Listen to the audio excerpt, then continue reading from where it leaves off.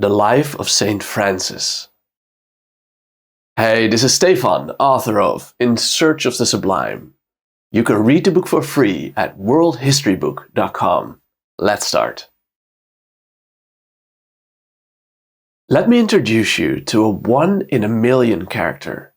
Someone brave, or perhaps even considered out of his mind. He shared in the suffering of the poor and the sick with an uncompromising joy. We're talking about Saint Francis of Assisi. But before we tell his story, let's start with some background information. In the 3rd century AD, Christianity became a monastic movement. At first, these monks were hermits who isolated themselves in the wilderness, for instance in the Egyptian desert. An important example is Saint Anthony, who lived for decades alone in the desert with little to eat. His story is also fascinating, and I'll sure tell it at some point.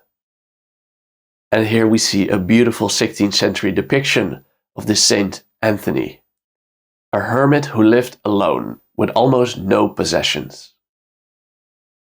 And here we see this same character in conflict with demons.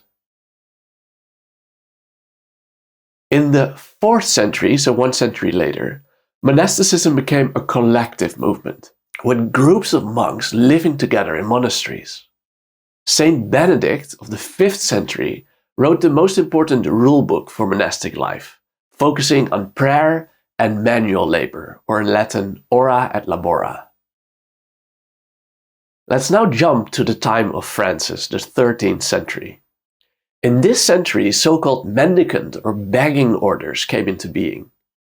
They rejected the communal life of collective monasticism, and instead they decided to own no property at all, living on the goodwill of the population, so more in line with the original hermits. One of these orders was founded by Francis of Assisi.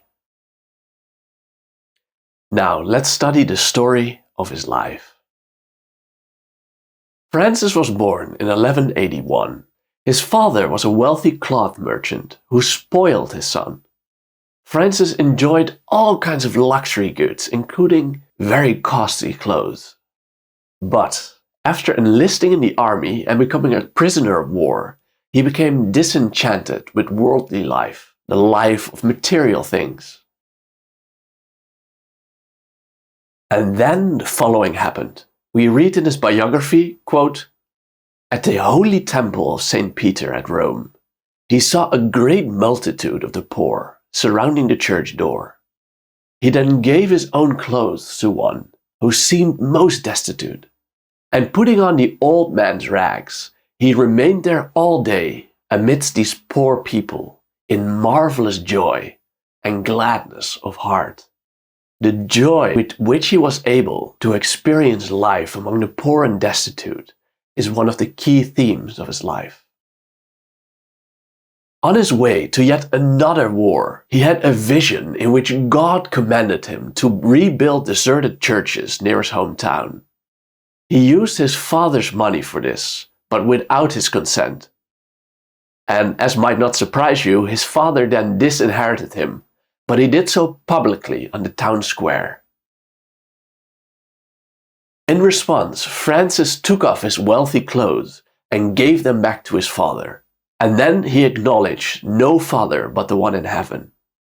According to his biographer, he wore a hard and rough hair shirt under his costly garment, which purposely irritates the skin as a means to redeem sins. And here we see a beautiful image by Giotto, the famous Renaissance artist, showing Francis giving his clothes back to his father. And in this case, as he is in many images, he is fully naked, but the bishop of the town wraps him in his cloak. We then read, "There was brought to him a poor mantle, which Francis received with exceeding joy. And with a piece of chalk which he found lying there, he made the sign of the cross upon it. As this was a garment well befitting a poor half-naked man, crucified to the world. He lived as though already dead in service to Jesus." From that moment on, Francis set out to live in poverty in service to the poor, which he did with unparalleled joy and humility. At some point, we read, he even decided to live among lepers. We quote, "He washed their feet, bound up their wounds, pressing out corrupt matter." Can we make it even more graphic than this? "And then washing and cleansing them. And having done this, he kissed their wounds with great marvelous devotion." What a devotion to the unfortunate of society. The lepers must be the ultimate outcasts, that most people would walk around at the time in a big circle. No matter how horrendous this description might sound, he later claimed his time with the lepers was the most joyful period of his entire life. Instead of then joining an existing monastic movement, Francis set out to establish an order and new order of his own, known as the Order of the Friars Minor. And speaking of his incredible charisma, he managed to arrange a meeting with Pope Innocent III, who against all odds approved his order. And here we see the moment that this happened. The followers of Francis were expected to live in poverty as well. They were not allowed to touch money, and they should also live in service to the poor. He also expected his followers to suffer together with the most unfortunate people of society. Francis even required his followers to live according to some of the toughest and which are also the most profound lines from the Gospel. For instance, we read in the New Testament, "A teacher of the law came to Jesus and he said, 'Teacher, I will follow you wherever you go.' But then Jesus replied sternly, 'Foxes have dens and birds have nests, but the Son of Man has no place to lay his head.'"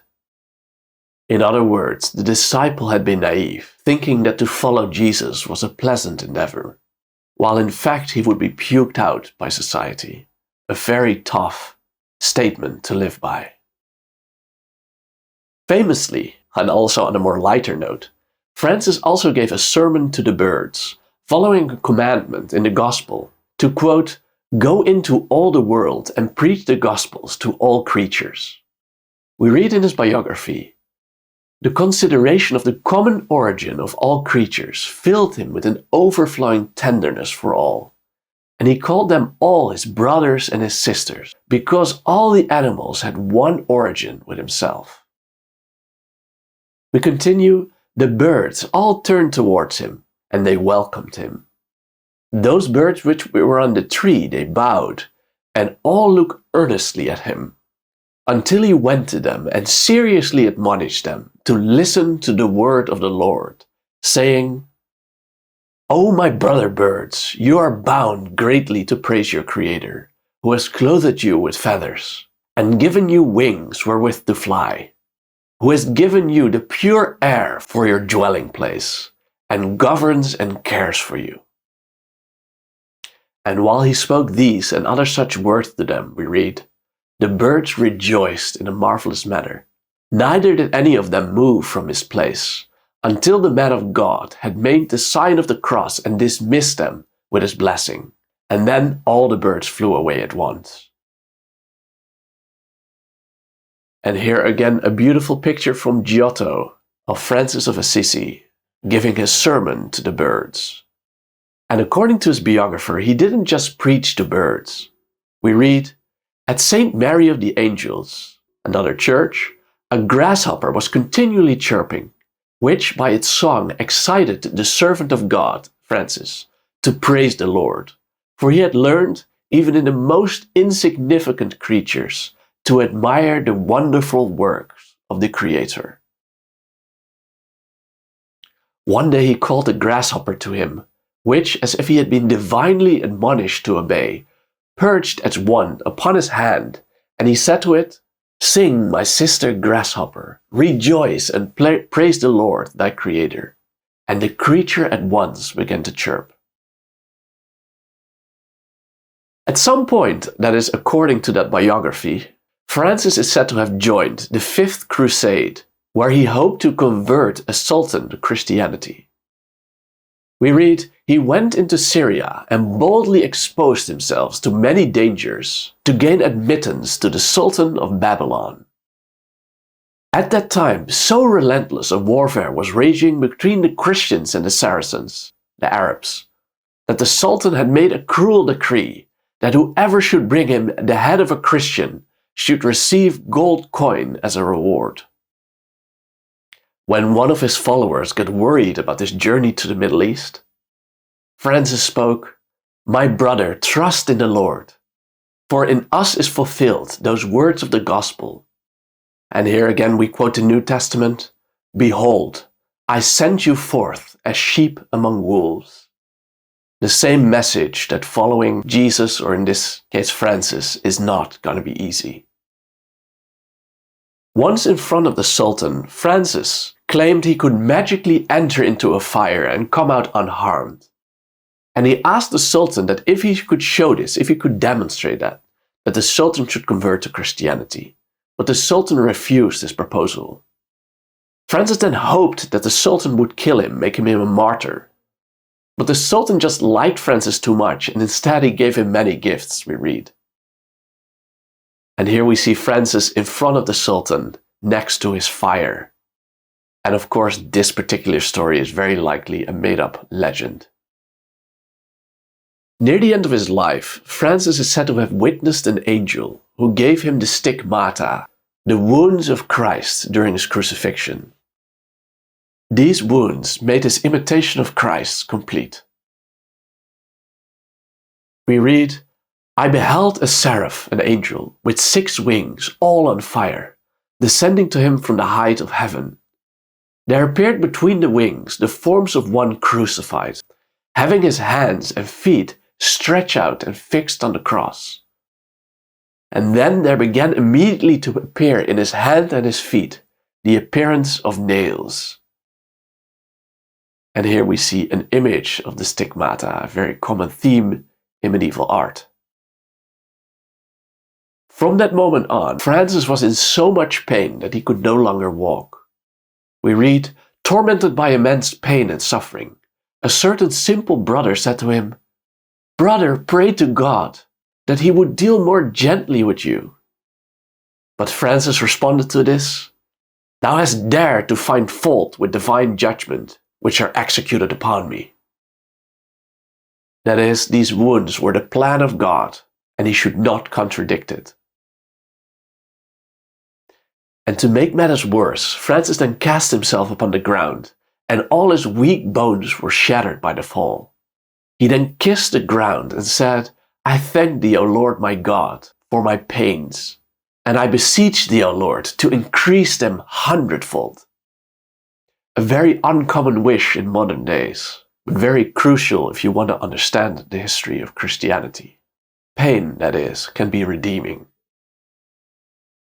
Then we read that certain birds which loved the light, at the hour of the holy man's transit from earth, so at his death, came in great multitudes over the roof of the house, and they flew round and round it joyfully for a long time together, giving clear and joyous testimony to the glory of Saint Francis, who had been accustomed to invite the birds to sing the praises of God." And here we see a beautiful depiction, again by Giotto, of Saint Francis's death. And thus unfolded the story of Saint Francis. I hope you were inspired. If you want to know more about this story, read my book, In Search of the Sublime. You can read it for free on worldhistorybook.com. See you there.